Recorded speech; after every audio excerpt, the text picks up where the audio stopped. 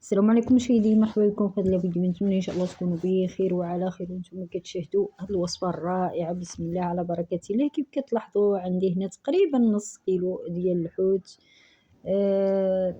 ما عاديش يكون عندي معبور، ولكن تقريبا يعني انا جايبه اكثر وقسمته. النص غادي نديرو بالشوا، والنص تقريبا نص كيلو غادي نغسلوه غسله وحده تقريبا. اللي كاين اللي ما يحبش يغسلو، ولكن انا كنفضل نغسلو واحد المره على هذا الشكل هذا. نخليه يقطر شويه ونهرق الماء اللي عندي ونخليه من بعد ما قطر شويه. كندوز ندير شويه د الشلاضه ولا صلاد، ولا ما نديرو في اناء تقديم، طبق تقديم على الشكل هذا. اي خضره عندك، اي خضره تحب هذه حامضه ضروري تغسليها اختي مزيان. الحامض ضروري كيحضر مع الحوت او مع السردين او في طبق سمك السردين على هذا الشكل هذا. كنقطع كلشي دوائر، وما تنسوناش من اللايك بعد ما تعب تبارك الله. تستاهلوا كل خير. هذا زيتون عندي كحل وخضر، وعندي هنا الكرنب او الملفوف. اللي عنده الخس يدير الخس، ما متوفرش عندي هذا عادي نديرو عليه فقط باش الحوت ما يجيش في الطبق مباشره. على هذا الشكل هذا كنديرو فوق الملفوف. تابعوا معي الى اخر الفيديو ان شاء الله. على هذا الشكل هذا كيف ما لاحظتوا هذا الزيتون هذا غادي نقطعوه. اللي حبيتي تقطعيه دوائر صغار تقطعيه، حبيتي تخليه هكاك اختي ماشي مشكل.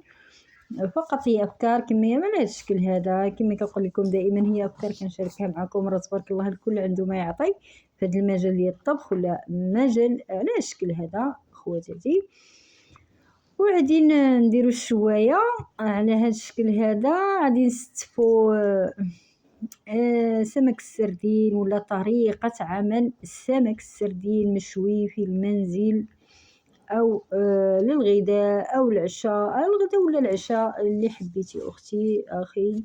وهذا كما تلاحظوا عفوا البصل قطعته دوائر وكنستفو على هذا الشكل هذا. حبيتي دير من الفوق ومن تحت في قاع الشوايه وعلى السردين من الفوق ديرو.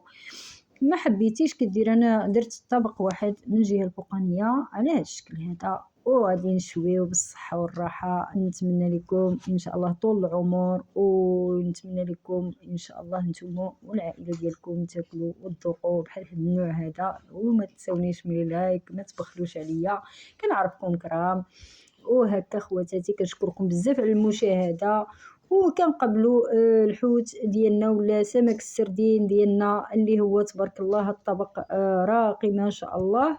وكما سبق لي قلت لكم ديروا الغداء ولا العشاء الطبق هذا صحي اكثر. وهكا كنقابلوه كما لاحظتوا هو بقى كيتشوى بقى هذا، وكنقلبوه كل مره نقلبوه باش ما يتحرقش لينا. دغيا اللي كانت العافيه مجهده عندك اختي اخي دغيا كيتشوى على هذا الشكل هذا.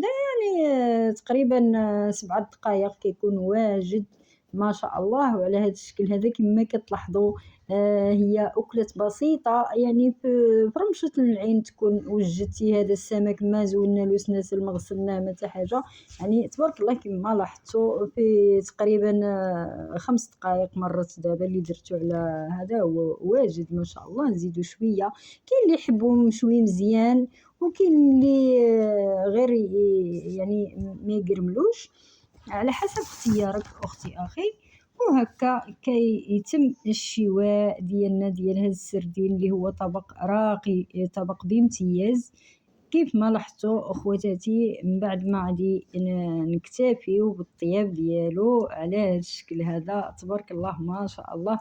وهذه الرائحه البصله كتعطيه واحد الطيبه رائعه. نتمنى تجربوا هذه الوصفه هذه وتخليو لي في التعليقات. والملحه حبيتي ديرها من اول، ولكن انا كنفضل حتى كيعرق حتى كيسخن باش كتدخل فيه الملحه، وكندير من هذا الجانب ومن هذا الجانب هذا وكيبقى حسب اختيارك وحسب الذوق ديالك بالنسبة للملحة أختي أخي. ومن بعد إن شاء الله ما يطيب عادي نلاحظوا شنو غنضيفولو، وتابعوا معايا لآخر الفيديو باش يجيكم السردين مشوي رائع مذاق وكما كنقولوا الصورة والمذاق.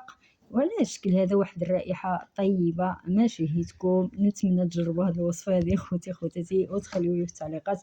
كنشكركم بزاف على الآراء اللي كتشاركوا معايا عبر التعليقات، وما تنسونيش من لايك ديالكم، هكا كيكون الفيديو تفرق على بزاف ديال الإخوة والأخوات. بعد ما غادي نحيدوا المجمر ولا العافية ديالنا، وغادي نفرغوا الكمية ديال السردين اللي عندنا هنايا خواتاتي.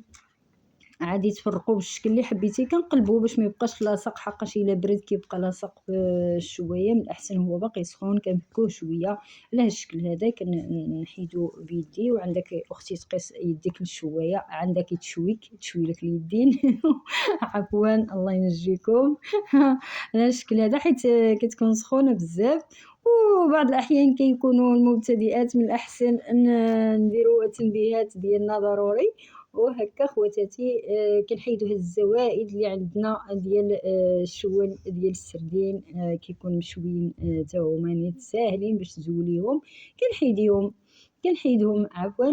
كنحيد هاد الزوائد هادو، وكيتم تبارك الله طبق راقي. وكنضيفوا له كيف ما سبق لو قلت لكم كنضيفوا له الكمون على هذا الشكل هذا. حبيتي تضيف الكمون، حبيتي كان عندك ضيوف حط لهم الكمون والملحه بوحدو، اللي حاب شي حاجه يديرها. هذا زيت الزيتون من الاحسن نضيفوا له زيت الزيتون وهو باقي سخون باش يزيد يعطي الطيبه والبنه والفائده. تبارك الله ما شاء الله. هاد الوصفه هذه راها صحيه تبارك الله ما شاء الله للاطفال الكبار المسنين كل شيء. وهكا كنفرقوا هاد الزيتون. كيبقى اختي اخي اللي حب الحار يدير الحار، كيبقى التقديم حسب اختيارك اختي اخي. انا عندي زيتون كحل وزيتون خضر. هاد الحامض حبيتي ديريه في هاد المرحله هذه دير، وحبيتي تخليه اختي اخي غير منزل تما، اللي يحب يدير واللي ما حبش ما يديرش. ولكن الليمون دائما او الحامض كيتواتى مع السردين ولا مع السردين المشوي.